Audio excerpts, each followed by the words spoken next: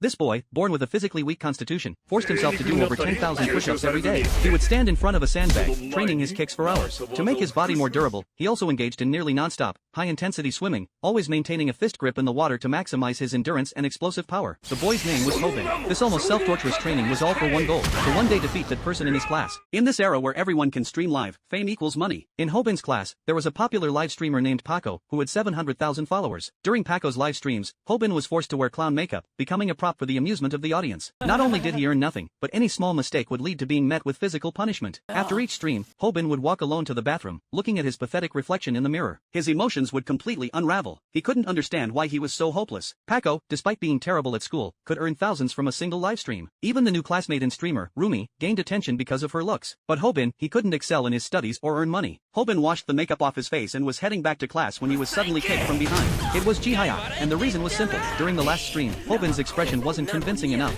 Jihayak's fighting skills weren't great, but he enjoyed bullying others at school, especially since he volunteered to be Paco's cameraman. While Hobin endured in silence, Rumi casually mentioned she had made several thousand from just a short livestream with Paco. This sparked Jihayak's interest. He started asking Paco about the requirements for live streaming, and Paco explained that minors couldn't directly earn money without linking their parents' accounts. Jihayak was troubled. He had already spent all the money from his family's savings and knew his parents wouldn't give him access to any more. It was then that Jihayak turned to Hobin, knowing Hobin's mother was still alive, though suffering from cancer. Jihayak asked to borrow Hobin's mother's account. Hobin was stunned. He couldn't believe Jihayak had the audacity to say such a thing. Hobin should have fought back, but reality told him he was too weak to do so. In the end, he could only apologize silently to his mother. Every time Hobin visited her in the hospital, she would smile and assure him that her condition was improving and she would be discharged soon. Hobin, in turn, lied about school, saying everything was going well. After paying the 30,000 yuan for her hospital fees, Hobin had no money left. He immediately began working part-time to make ends meet, but once again, reality hit hard. The money he earned after a week of grueling work was barely enough to cover one of Rumi's live stream lunches. Even his mother's medical fees were far from covered. At that moment, Hobin felt like his future was a dark void. If it weren't for seeing the girl Jiayul every day while working at the burger shop, he wasn't sure how much longer he could keep going. But then, Paco appeared at the burger shop. Jiayul, with her stunning looks, had been photographed and gone viral. Paco came to take advantage of the situation, trying to get her contact information. Hobin became anxious upon hearing this, as the manager had given him an impossible task, to make a burger with over 10 ingredients in 30 seconds. Hobin knew the consequences of failure, and returning to school after this would surely mean retaliation. He wasn't sure why he was doing it, but he knew he had no other choice. What he didn't notice was Jiayul watching him with a changed look in her eyes. After work, when Hobin returned home, he began to wonder if he had lost his mind. He had agreed to let Jihayak use his mother's account for a live stream. Not only that, but he had even made instant noodles for Jihayak, serving them like a servant. Jihayak was live streaming a game, and a viewer promised to send 30,000 yuan if Jihayak got 30 kills. As Jihayak reached 28 kills, Hobin, while holding the noodles, tripped over a power cord,